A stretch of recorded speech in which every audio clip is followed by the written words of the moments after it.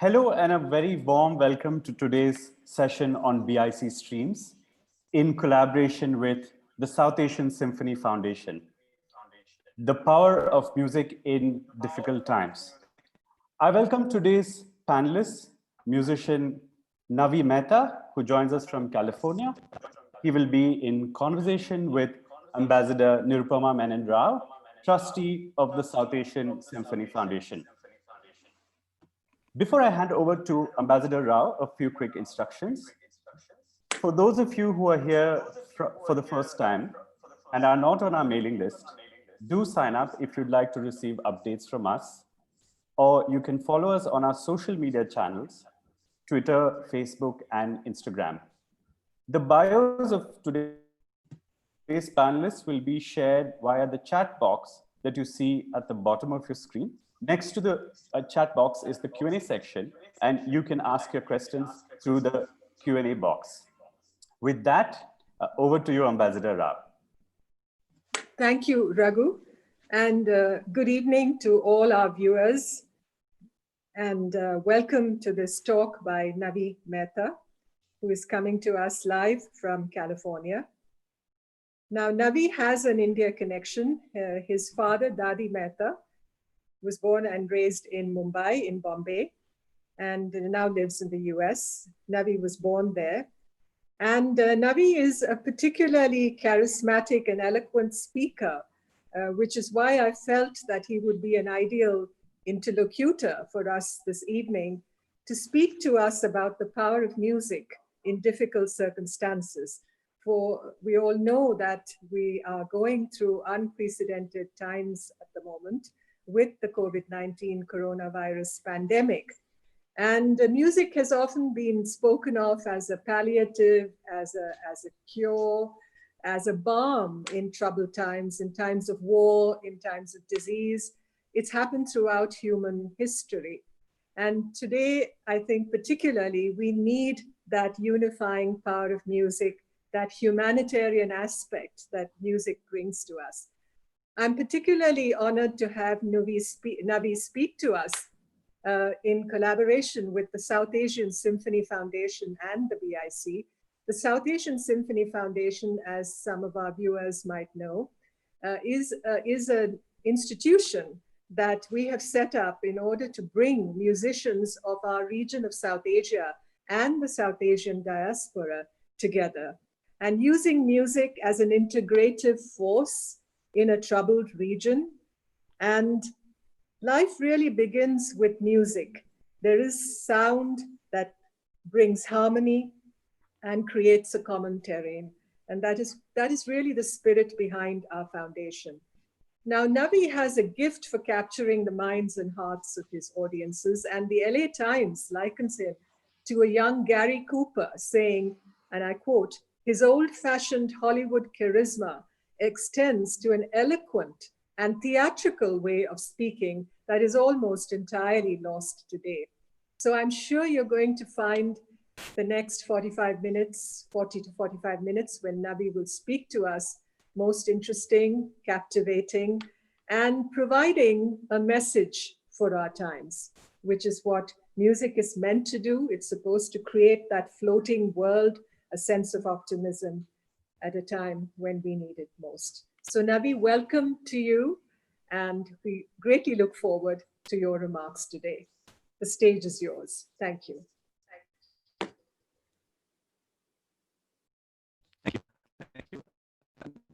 Well, I'm hoping to be able to work with this technology around the world and also be able to play music. I want to say to begin with that this talk will include music, so may I suggest for those of you who have earphones or earpods or speakers that can give you a better sound than perhaps your laptop, we will listen to music excerpts. There will be a few minutes here and there, sometimes as many as 30 minutes, where we'll be listening.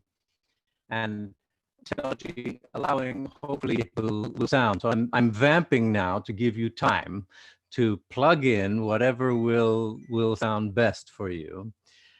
Okay, so thank you for having me to speak on the power of music in difficult times, an anodyne title to be sure. It presages a series of anecdotes through history of moments when music aided a struggling people. Certainly the power of music is completely uncontroversial. It has been eulogized for thousands of years and has statistically zero deniers. However, to take as an example America, where I live, we love music. It can even be the background to our lives. It is entertainment. And as such, it is relegated to a secondary importance in terms of importance for life, right? That is the case for all the arts, not only in America, but indeed today, increasingly around the world. It is almost everywhere in that category. Now, today, primary, and it wasn't that way even just a couple of generations ago. Music and the arts played a more primary role in life. Today, primary are our feeds, right? And I find that to be a very interesting locution. Our news feeds, right? Our Twitter account, our Instagram, our emails, this social media explosion that we live in today. This is a double-edged sword, which we have not yet learned to handle.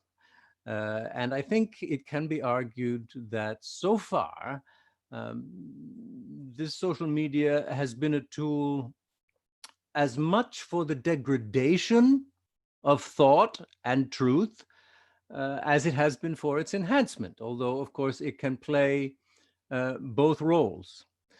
We find throughout history that when media is exploding, it can become a vehicle for propaganda. That happens in many places, that happens everywhere. And propaganda, of course, also diminishes truth. Whenever more have to do with less and politics becomes a little bit more radicalized, we're seeing that today. Very often more radical elements have the opportunity to take control. Propaganda usually is on the rise in those times. Propaganda is on the rise in our times today. In some countries, of course, this is done through censorship. In America and many places where there is no censorship, though, it can still be accomplished, and it is accomplished around the world the same way, by simply having so much now through social media that it is difficult to assess the quality. You can't assess the quality of the drops of information if they're coming at you from a fire hose, right? So in that way, we tune out because we just simply cannot really organize our thoughts, and everything becomes relativized. And when that happens, truth is also diminished. Historically, the rise of propaganda always coincides with the marginalization of art. This is universal. It has always been the way it is. Today, there are fewer places than ever before in the world where music is considered second only to breathing and eating. Culture is considered second only to breathing. There are still some, but many, many, many fewer places. So now I have juxtaposed not only thought, but perhaps more radically, you will think truth with music, hoping to dispel with that adjective uncontroversial as quickly as possible. Music tells us the truth. The arts tell us the truth. When music is cut from school curricula because of lack of funding, that should never be uncontroversial. If anyone ever tells you music is not important, that is not an uncontroversial statement. Music shows us the truth. Yes, the power of music has been eulogized for thousands of years, but listen to the words with which music has been eulogized for thousands of years. Plato, in 400 BC, said music is a moral law. It gives soul to the universe, wings to the mind, flight to the imagination, and charm and gaiety to life and to everything. He said, music reaches the soul for the education of its virtue. Lao Tzu said, music in the soul can be heard by the universe. Music is the language of the spirit. It opens the secret of life, bringing peace, abolishing strife. That was Khalil Gibran. One more quote. Azar Nafisi, in her wonderful memoir, Reading Lolita in Tehran. And if you haven't read this book, I heartily advise it. She writes in the first chapter, do not under any circumstances belittle a work of fiction by trying to turn it into a carbon copy of real life.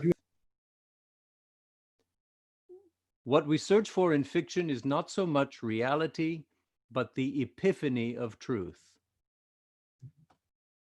Do you still have me? Can you hear me?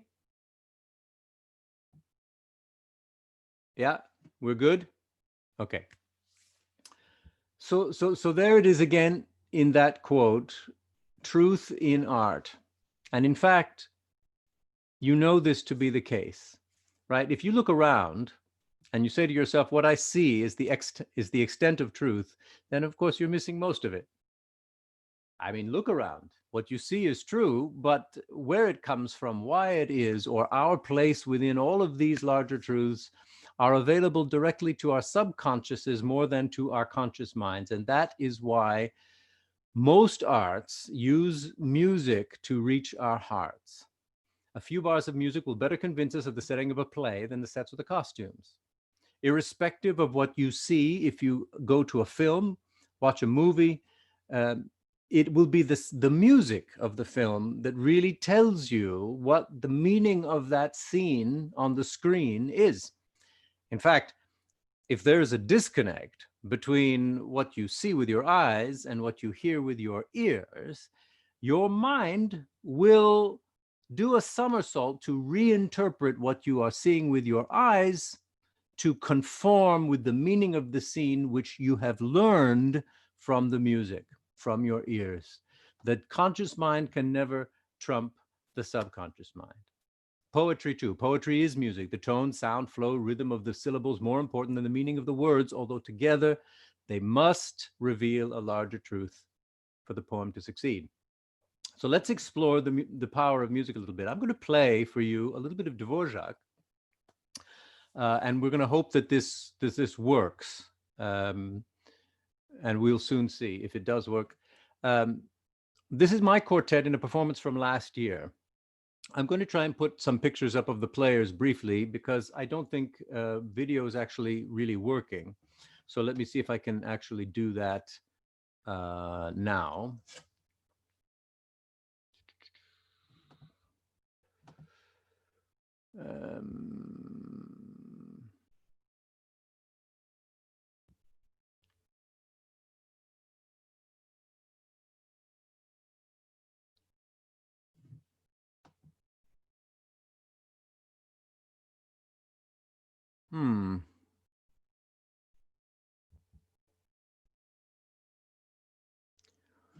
Well, just a second.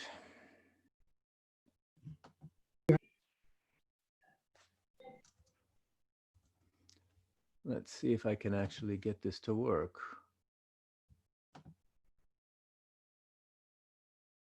Yeah, I don't know if this will work or not. I have no idea what you're seeing now. Hopefully you can see the pictures of various musicians. Okay. Well, this is my string quartet, and hopefully now you'll actually be able to hear playing Dvorak.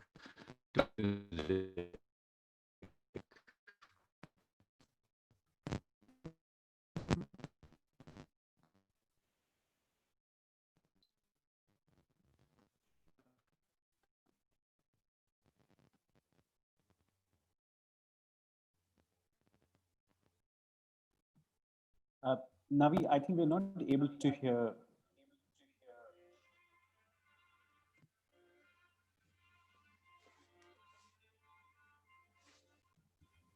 The sound is very, very low.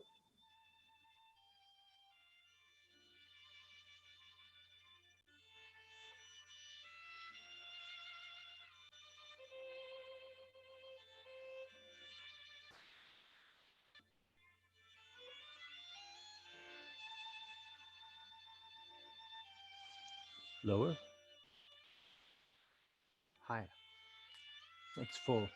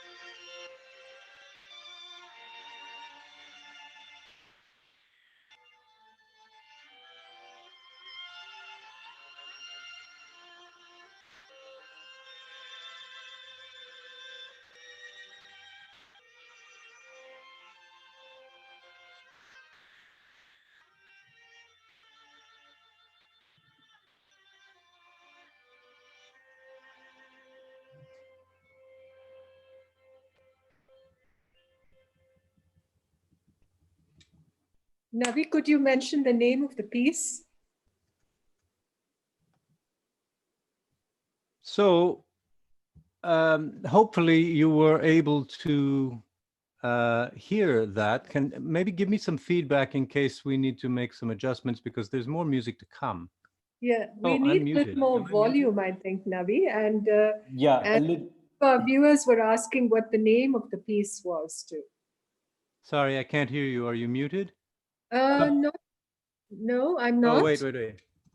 Sorry, go ahead. Some of our viewers wanted to know the name of the piece.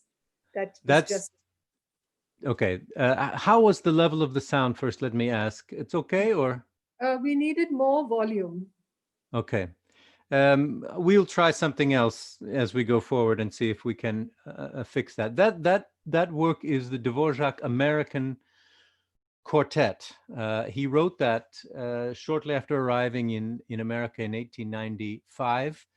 This is contemporaneous with his New World Symphony, the Ninth Symphony by Antonin Dvorak. Yeah. So if you now, of course, we have gone back to speaking, but if you now think about your heart, or remember what you were feeling as you were listening to that music, you should feel different from the way you did before. Your body and your mind will have reacted differently taking in that music, then it reacts to my voice and the words from before. And now, of course, changing back because I'm speaking again. If you think about exactly how you feel right now, you should feel that difference. I mean, you should feel now that you're feeling something in a different way.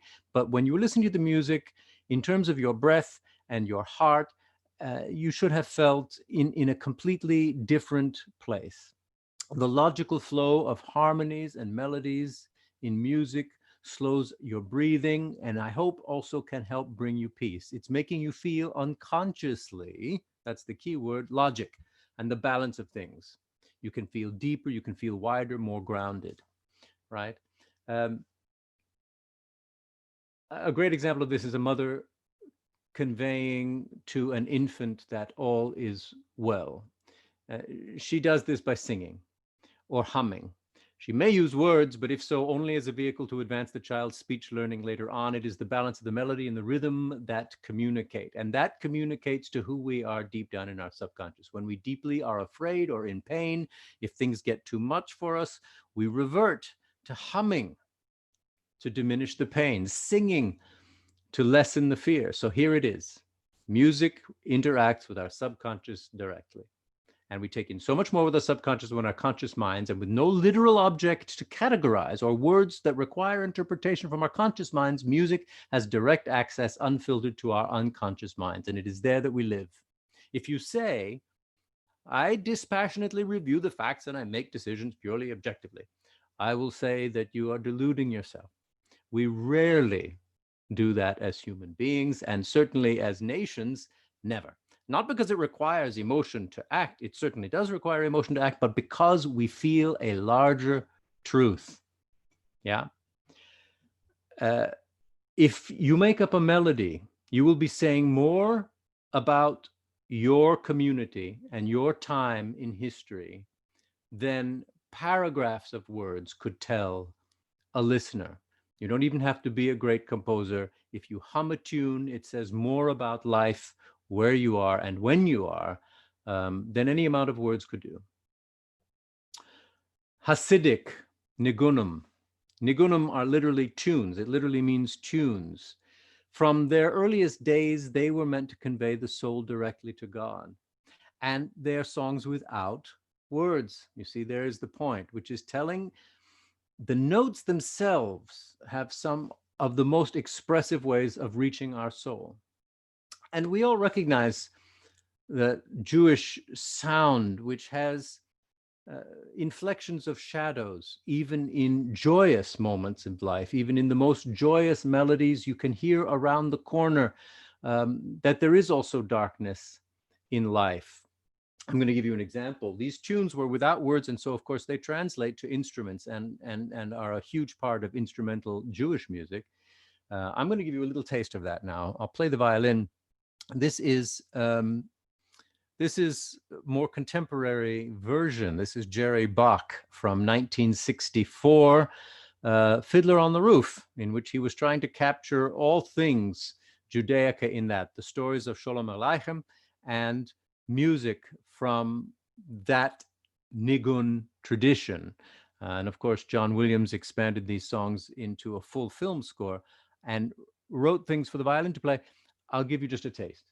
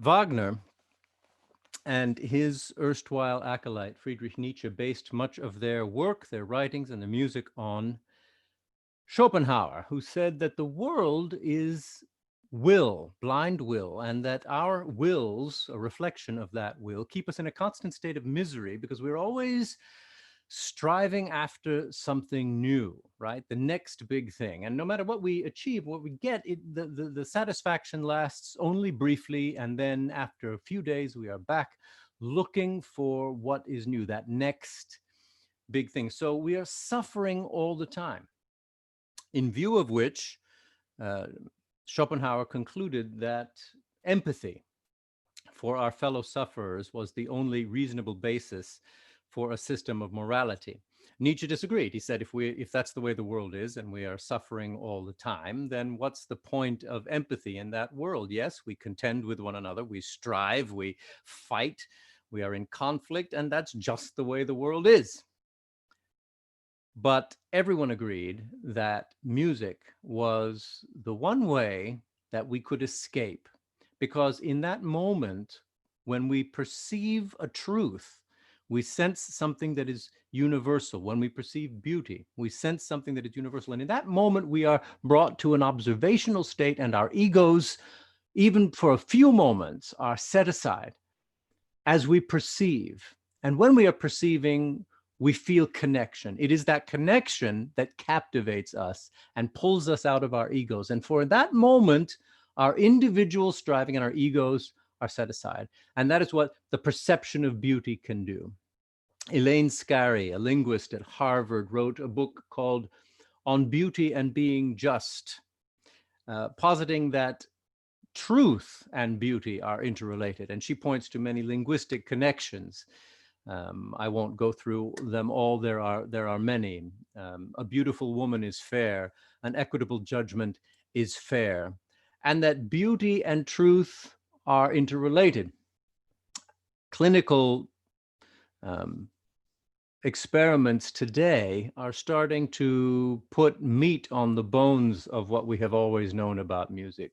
With the advances in neural imaging, we are able to look into the brain and see what areas of the brain light up when listening to music. And the whole brain lights up. If you play music and then you listen to music, areas on all sides of the brain are lighting up. And we are discovering that music is processed in older centers of the brain than our cognition and memory and words, which are in the frontal lobes of the brain. And now it's being discovered that for Alzheimer's patients or accident victims who have lost cognition because of frontal lobe damage, music can be actually used to help retrain the words. And there are experiments going on around the world in this. That's why, and I'm sure you may have experienced this, Alzheimer's patients, dementia patients who may have lost the ability to speak or to remember faces, and will nonetheless be able to finish a song that you start, complete with all of the words, because those words are connected to the notes, and those notes are in a different part of the brain. Music is being used in many areas, clinical areas, in medicine now, to help the body heal. Music is employed in operating theaters so that anesthesia can be less, because the music can help mitigate the pain. You know that if you go to the gym and work out and you can't do that 25th rep at whatever weight it is, if there is music and rhythm behind you, you can. It pulls us out of ourselves, out of our pain, and gives us that extra gift, that extra ability. I read an article recently about the power of music and the power of art and beauty. It began by quoting a Trader Joe's, as a grocery store clerk, who noticed that people in these days of COVID-19 were not only purchasing canned goods and pasta and frozen foods and stocking up on all of that, but then before they left, they invariably were buying multiple bouquets of flowers, because beauty is necessary and beauty persists, and we feel it the most when we are in struggling times. The article was about Alice Hurst Sommer, who was a pianist and who survived the Holocaust. And during her 2 years at the concentration camp in Theresienstadt, she played more than 150 concerts. Now, the Germans, they used music very often to try to show to the West that the prisoners in the camps were able to lead a normal, even beautiful life. And so they put on the shows of the music. But for the victims, for the prisoners, it meant so much more. She said that we were weak, we could hardly stand, and yet the idea of making music always gave me strength. And to look at the people coming in, old, weak, ill, and within a few notes and a few phrases of the music, sitting up taller, becoming more focused, seeming to gain strength, was enough to keep her going through that entire time. Music brings us to an island of peace, she said. One of the great examples of the power of music is Russia in 1936, and the example of Dmitri Shostakovich. I want to play you some of Shostakovich's music, but I wonder if there will be a way. I'm going to try to change microphones and see if it will help with the music. Please bear with me. I hope this will not take only but a moment.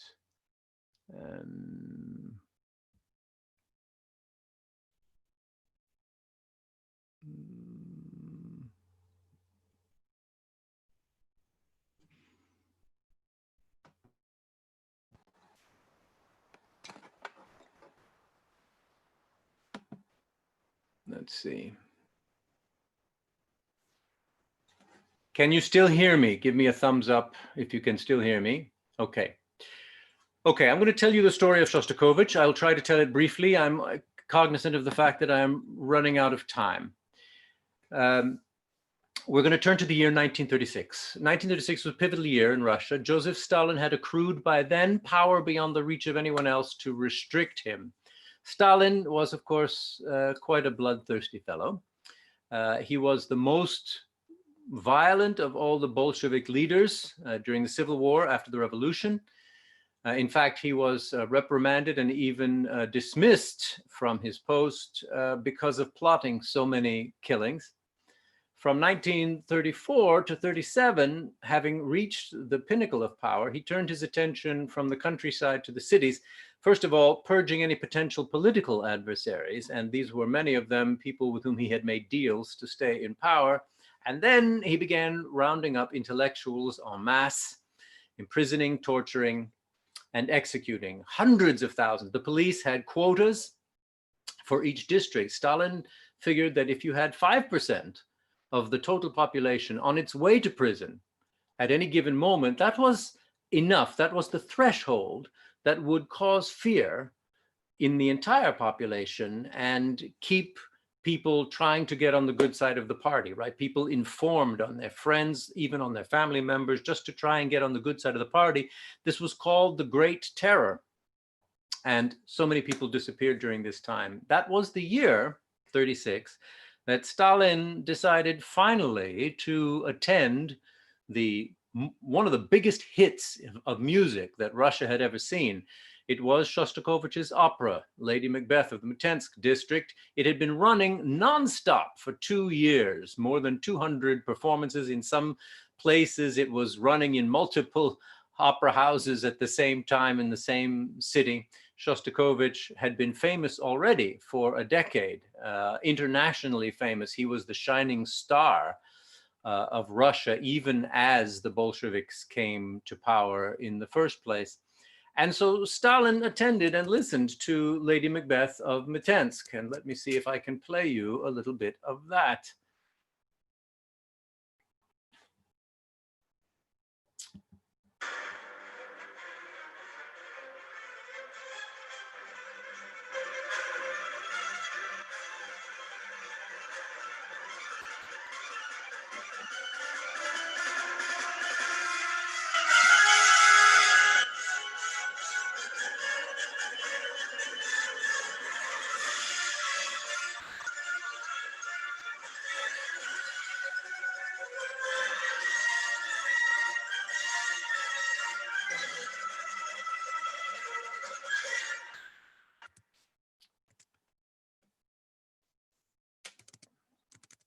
First of all, could you hear that better?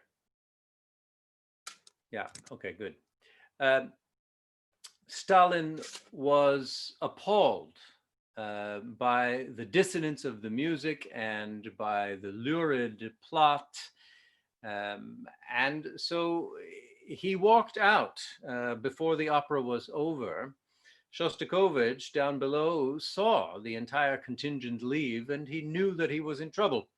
And sure enough, a couple of days later, there was an article in Pravda in the newspaper, ostensibly written by Stalin himself, denouncing the music and Shostakovich in particular, saying this was not the way for the new Soviet society. It was not representative of the values of the new society. And he hinted quite strongly that if Shostakovich didn't mend his ways, it would be more than his career that came to an end.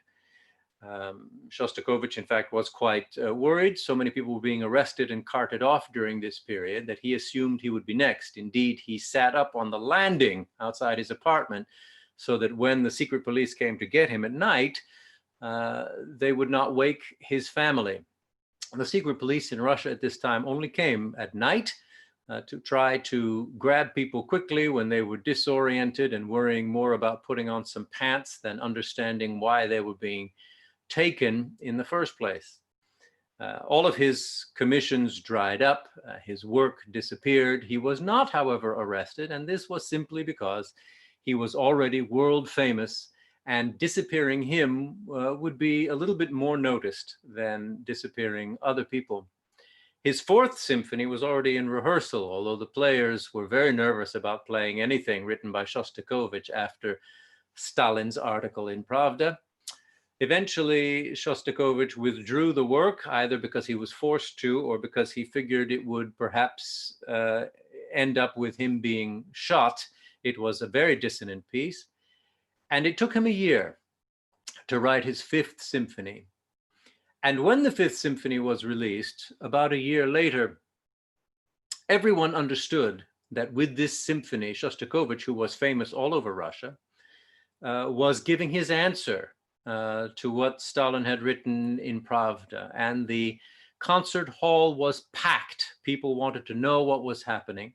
They were living on a knife edge, every night hoping that the knock on the door was not on their apartment, and then the following day walking through the streets as though nothing had happened the night before, and with smiles on their faces. They had to have smiles on their faces, because if they looked distraught at what was happening new in their country, they might be the next ones denounced.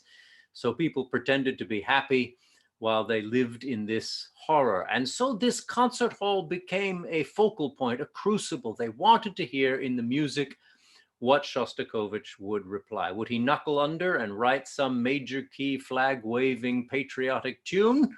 Or would he write music indicative of what the world was like at the time? Well, the piece is easier to access. It is broader, it is drawn. He had taken a step in his compositions, perhaps forced his development through the crisis. But it was not flag-waving or patriotic. It was dark, it was painful. I'll give you a taste, just a moment.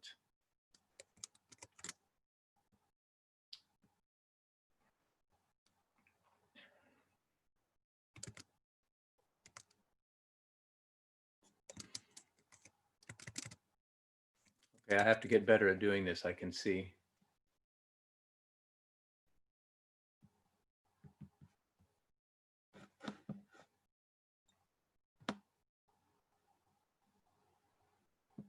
Oops.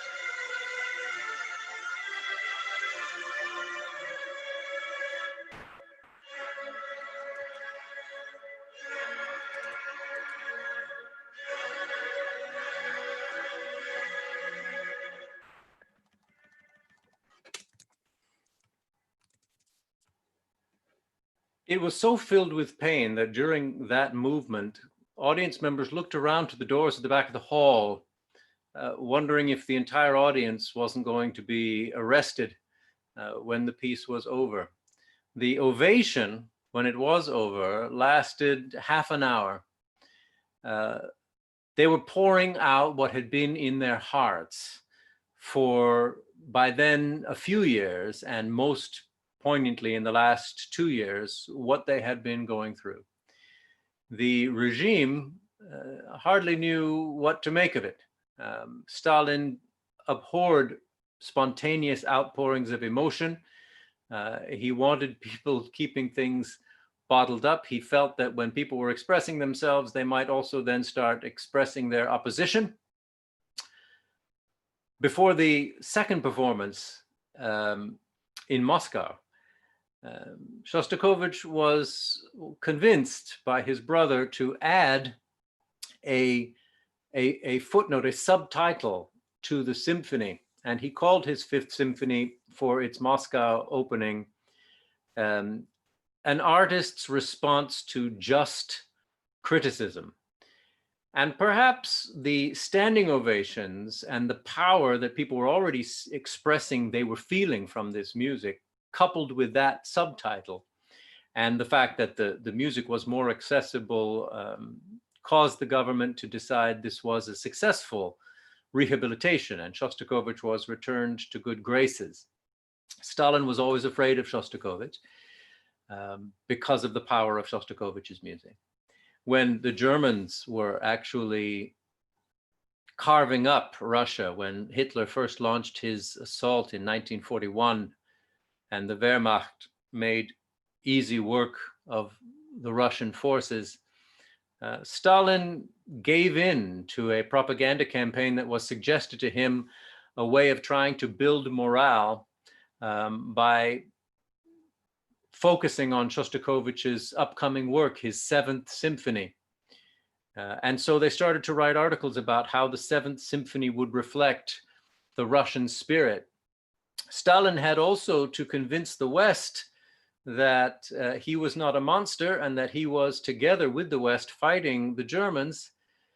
And so this music became a cornerstone of how he would show the world the spirit of the Russian people. Shostakovich finished this work. He was in Leningrad when the German army did the famous horrific siege of Leningrad, encircled the city and cut off all the supplies. And the people were without food and without water. The pipes froze. It got to be 40 below that winter between 41 and 42. In only 1 month's time, 100,000 people died in the city of Leningrad in that particular month. Shostakovich was eventually smuggled out, and he finished a few months later the Seventh Symphony. Its performance all across Russia galvanized the spirits, and then it was smuggled to the West, where it was performed over and over again, 60 times, starting in London and then in the United States. And there, Shostakovich was put onto the cover of Time magazine as this powerful force of Russian spirit. Let me play you just a short clip of that Seventh Symphony. After all of these premieres, I should mention the most poignant one was in Leningrad itself. There was no Leningrad Symphony. There were only 14 of the musicians left. Many had been evacuated in the early days of the siege. Others had died who had not been evacuated, and there were only 14 left. So they put in a call to bring musicians in, but that didn't turn up sufficient numbers. So the next thing they did was to pull soldiers off the line, anyone who played a musical instrument. They gave them extra food rations in the week or so it took to rehearse and learn the Seventh Symphony. Despite those doubled food rations, 3 of the musicians in the orchestra passed away of malnutrition before the performance took place. But finally, on August 9th, 42, the day Hitler had boasted that he would celebrate the fall of Leningrad, General Govorov shelled the German artillery positions to ensure their silence, and then the symphony was blared on loudspeakers across the city and out towards the German lines. Here's a taste.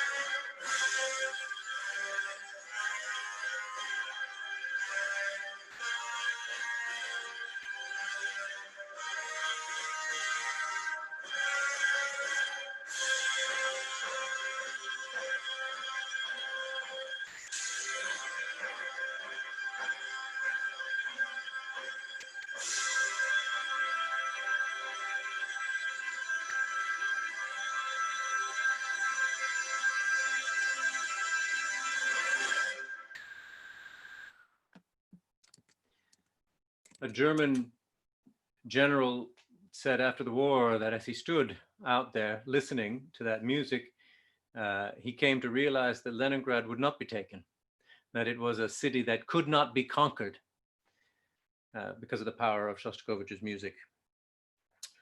I know I'm running short on time, so I'm going to... Nuvi, if I may interrupt, please go on. We don't have to cut it short. We don't mind taking a little more time. Okay. Well, given that encouragement, I'm going to give one more example of great music, and then I would be remiss if I didn't end by commenting on the protest music of my country, that is the African-American spirituals, which have been an undercurrent in America for more than 200 years. But before I do that, I want to circle back a little bit to Jewish music and that darkness even in light that I talked about, that inflection of shadow even in the brightest of music. That is, of course, a characteristic of life, is it not, right? We can be going along perfectly happily. Imagine, and I'm sure this has happened, if it hasn't happened to all of you, then you're either very young or have had some sort of perfect life that doesn't exist on this planet, as far as I know. You can be walking along perfectly happily, everything fine in life, and you will be suddenly hit by a memory of some horrific faux pas or some great embarrassing or something that you did really that you shouldn't have done. And it will come into your mind, full color, quadraphonic sound, because in life, we have this sense that there is a backside, nothing is perfect. We are living in this sort of middle place of trying to mitigate against what is problematic and trying to find more and more what is perfect. And we find that, of course, in Jewish life. And Gustav Mahler was the apex of this as a Jewish composer in Vienna in the late 1800s. He epitomizes this light and dark at the same time more than any other composer. He lived an interesting life. He was given all these incredible gifts. He had this steel trap mind. I mean, he was a genius from birth, but he lived a very difficult life. He lived a life a little bit like Beethoven's, in fact, even worse than Beethoven. Like Beethoven, he had a somewhat violent father who drank too much and was abusive in the house. Beethoven got the brunt of his father's abuse. Beethoven's father beat him. In Mahler's house, Mahler got it too, but it was really Mahler's mother who received the forefront of his father's abuse, mostly verbal, occasionally physical as well. There was this incredible turmoil in the house. Mahler was very often as a child running from the house to try and escape this vitriol and anger that he experienced. And there was quite a bit of death, which was not unusual in those days. Children often did not live very many years after birth. But for Mahler, it was very trying because his only true friend was his next sibling, his next oldest brother, Ernst. Ernst suffered from the same disease that would eventually claim Gustav Mahler himself.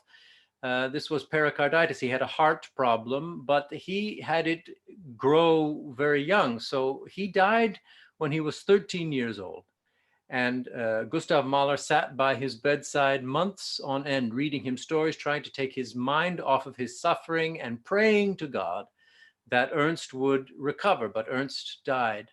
And so Mahler grew up with all of these gifts, wondering what is it all about? And Mahler, more than any other composer, is all about asking what is the meaning of life, which is sort of what we're getting at with all of this in music. Mahler was very specific in all of his correspondence, in all of his associations with subordinates, with equals. As he rose in the ranks to the very pinnacle of music, he asked, why are we here? Is suffering the meaning of life? Should we be gay? Should we dance? Should we sing? Did I will my own existence, as Schopenhauer suggested? And if I did, why am I so filled with suffering? And we hear life in his music. He puts all of life in his music. It is broader in terms of length and in terms of sonority than almost any other composer. His scores seem to reach all the way to the stars, looking for this answer. And he fills the scores with all different sides of life, from dancing to despair, often simultaneously. It is some of the most powerful music ever written. I'm not actually going to play you one of these moments where dark juxtaposes with light, but rather one uniquely Mahlerian moment, which is that in all his searching, Mahler occasionally seems to glimpse heaven more than any other composer does. So I'm going to play for you just a little bit of one of his most famous movements. It is the fourth movement of his fifth symphony. This is the slow movement, the Adagietto. It is, of course, a very famous piece. And I'm just going to play you towards the end of it. We'll just listen to that for a moment.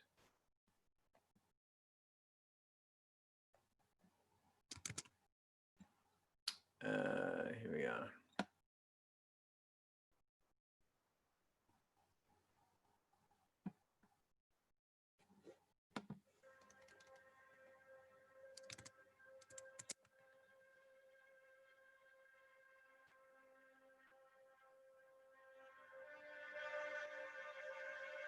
Close your eyes.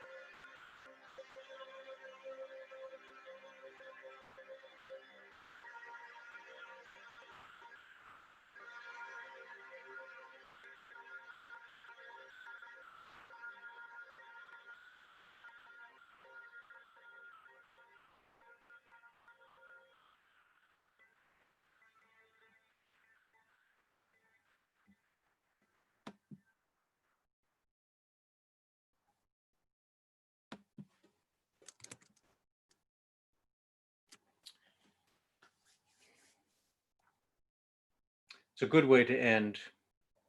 You know what? I'm not going to talk about African-American spirituals. I'll try and play you a video. I think it's interesting.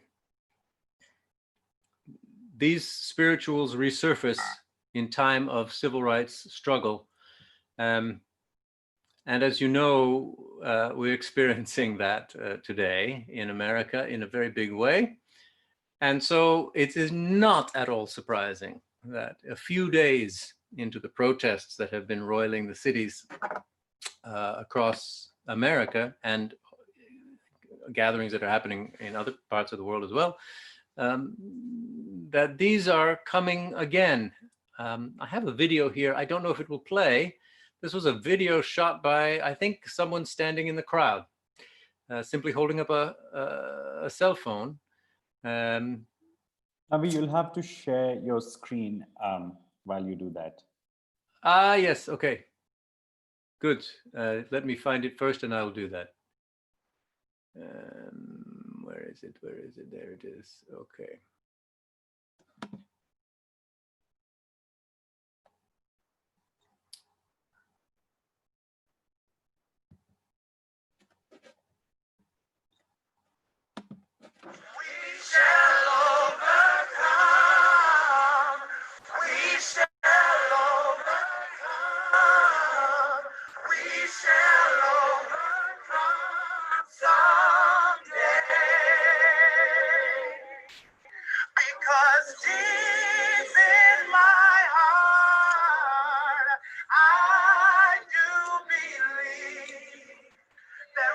shall overcome someday. Lift every voice and sing till earth and heaven ring. Ring with the harmonies of liberty. Let our rejoicing rise high as the listening skies. Let us march on till victory is won. God bless you. Keep the faith.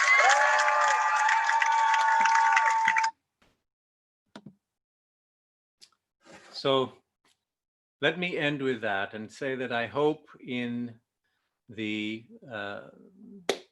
little less than an hour we have spent together, that you will take away the following message, and that is that who we are, where we live is much broader than what is in our conscious minds. We live in our subconscious, and music is the most powerful of the art forms to reach the subconscious mind, because it has no elements that need, first of all, to be interpreted in the conscious mind first. Music, goes straight to the subconscious mind. I'm reminded of something funny that happened when I was in a museum of visual arts, and I was in a wing that was for abstract art. And invariably, if you waited long enough, you heard someone ask someone else what the painting or the sculpture was supposed to be. Because visually, we always look to interpret and understand what something is. You go to a concert of music, nobody ever asks what's it supposed to be. We already know that it is supposed to affect us differently. It is supposed to go straight to our subconscious minds.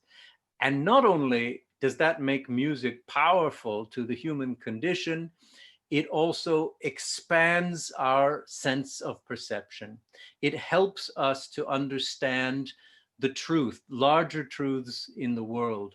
Poetry, rhythm, music, these are very important in life because they actually open our eyes to larger truths in the world around us. And it's what we always come back to when we are trying to make sense of the world in which we live. So music is not something that should be very far below breathing or eating in importance of life. After you're finished eating for that moment in your day, of course, you're never going to be finished breathing, but you must keep a sense of rhythm, of joy, of direction, and feeling in life. And that comes very much through music. And you can create your own, whether it is through poetry or whatever art form makes you create.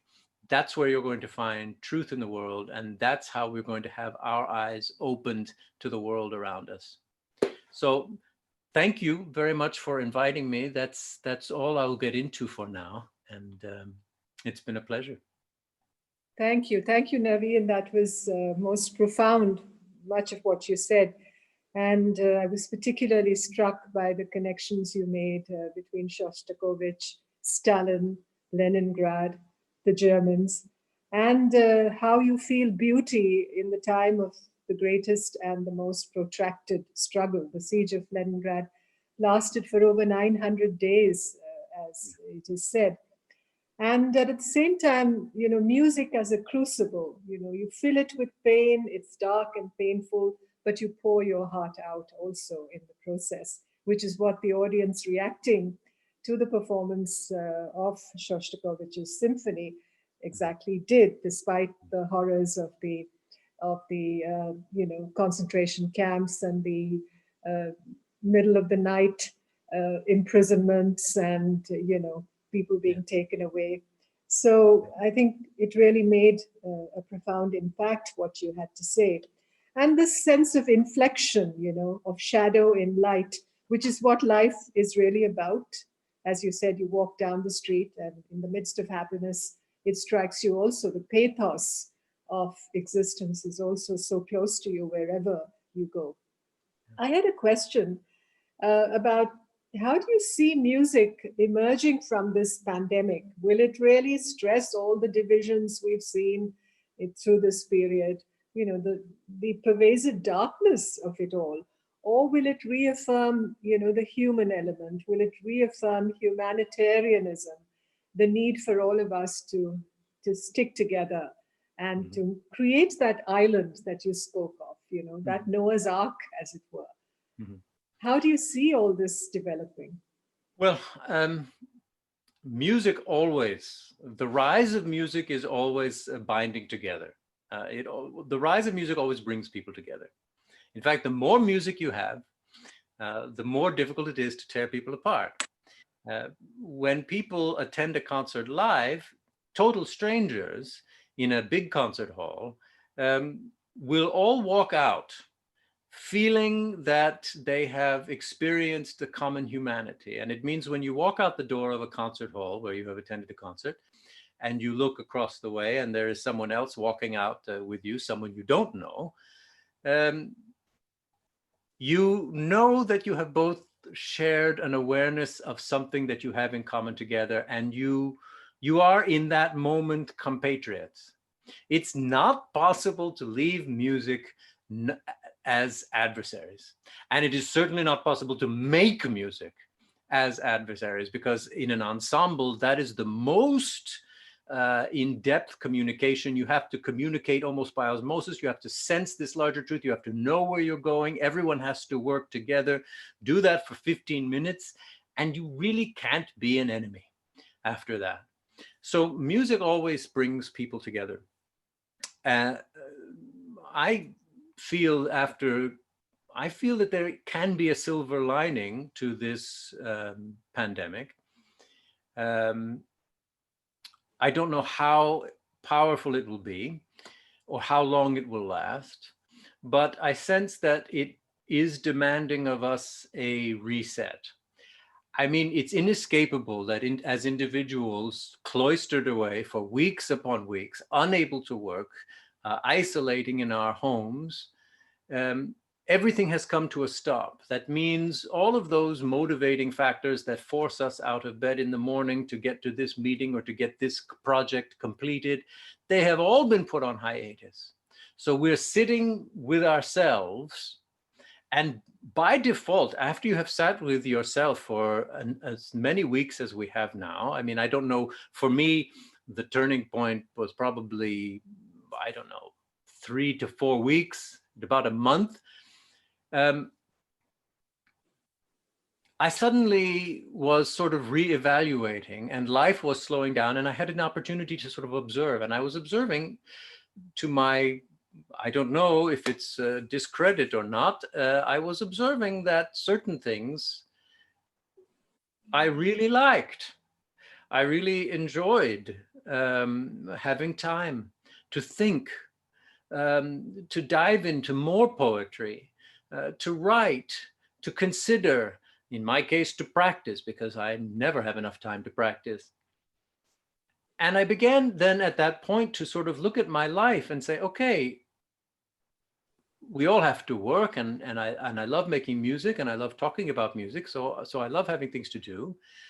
But there was a little bit of a reassessment there. And I think that reassessment is going to stay with us. And I think that is going to make some changes. And some of the divisions that are pulling us apart, I have to get ahead, I have to do this, I have to work very hard, and those are the other people, and I am my person, and I have to...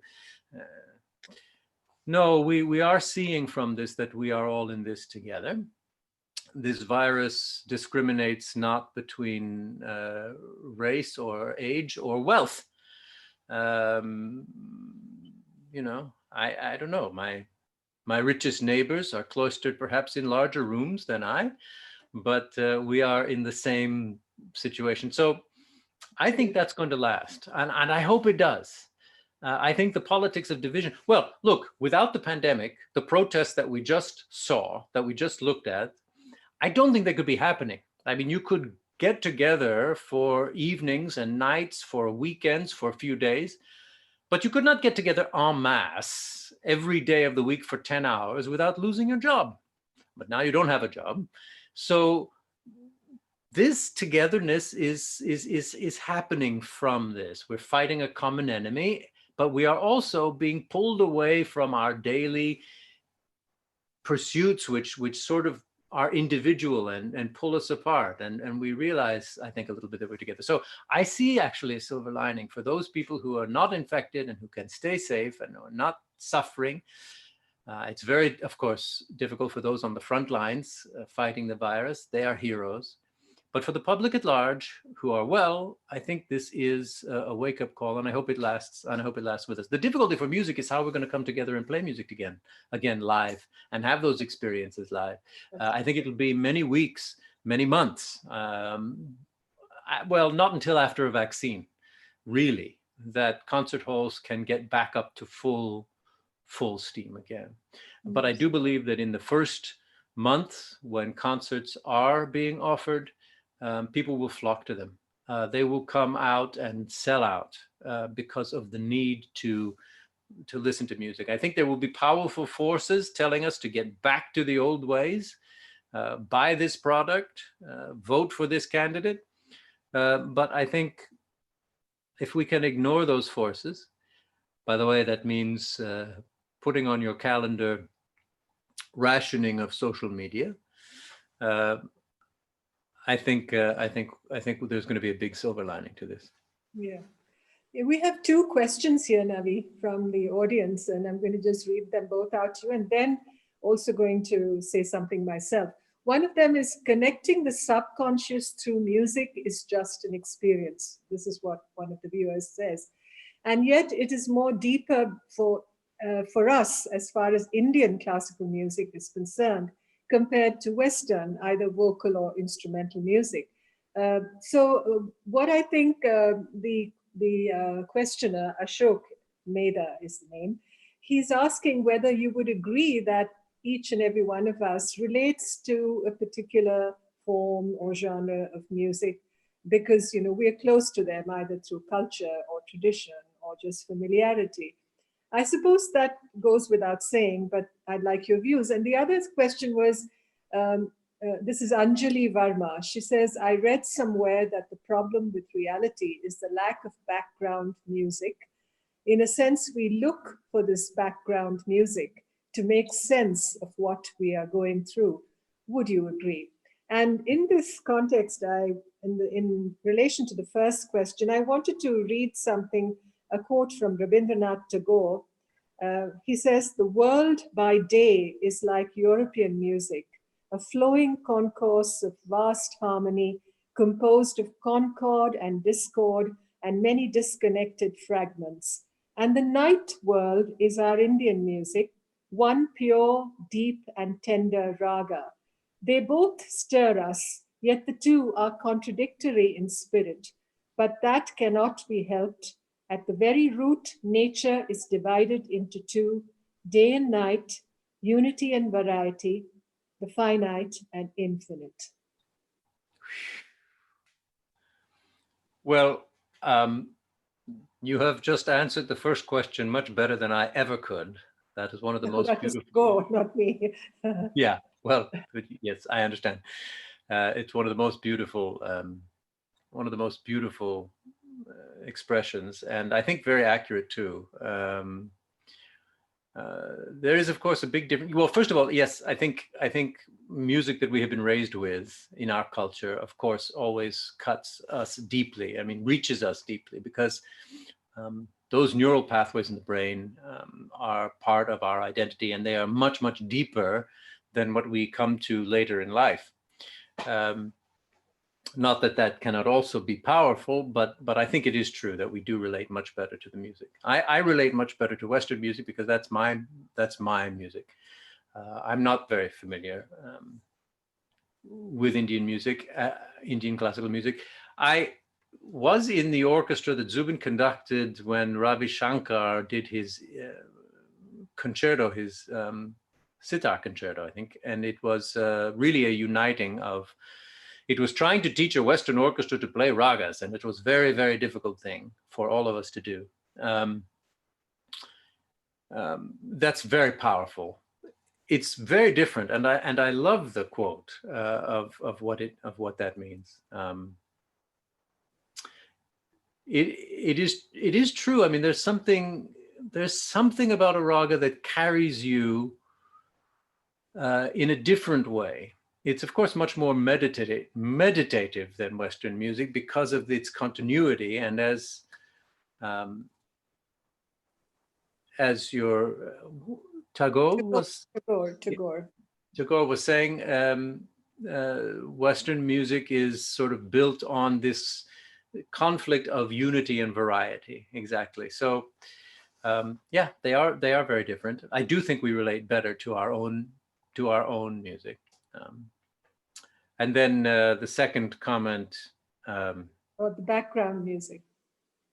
Yeah, that we seek a background music to make sense of it all, is absolutely right. It reminds me of, well, that reminds me of Albert Einstein. You know, here we are, what, 240 years on from the Age of Enlightenment in Europe, which posited that reason and rational thinking and scientific experiment and logic would be the way forward and the way that our society would develop. We have come to the point now where we have separated science from aesthetics, from the arts, at least in the West, which was never the intention of the Enlightenment thinkers. And so it makes me think of Einstein, because Einstein is perhaps the most supreme example, right, of a scientific genius. And Einstein based his theory of relativity on harmonic balance in music. He said that I think of my life in terms of music. My thoughts are organized by music. So there you go. We do seek those subconscious connections to make sense of it all. Absolutely. Absolutely. And I think particularly in these times during the pandemic, I think the importance of science, obviously we cannot underestimate, but it's never far from the arts, from the culture that surrounds us. I think we have to have that integrative approach to both the arts and the sciences. It's even more important at this point of time in our history, and the way the world is turning now. We don't know what lies ahead, but there will be music, I'm sure, without any doubt, even at the end of the world, as it were. I'm sure it's not happening, but there will be music. Yes. And thank you so much, Nuvi, for your remarks, for the talk you gave us, the examples you were able to play for us. I wish we had heard you play the violin a little more, because I've heard some of your music in the past, and it's just beautiful. I hope there will be a future occasion for us to have you in Bangalore to speak to us, and to also collaborate with the South Asian Symphony Foundation. So thank you so much, and do stay safe and well, and till we meet again. Thank you. Thank you. Thank you very much. Thank you so much for such a lovely lesson on history and music, and driving home the importance of music as much as breathing and eating. So Ambassador Rao and the South Asian Symphony Foundation, Nuvi Mehta, thank you so much for doing this for us. Thank you, audiences, for joining us, and see you all very soon. Thank you. Thank you, Ravi. Thank you, Raghu.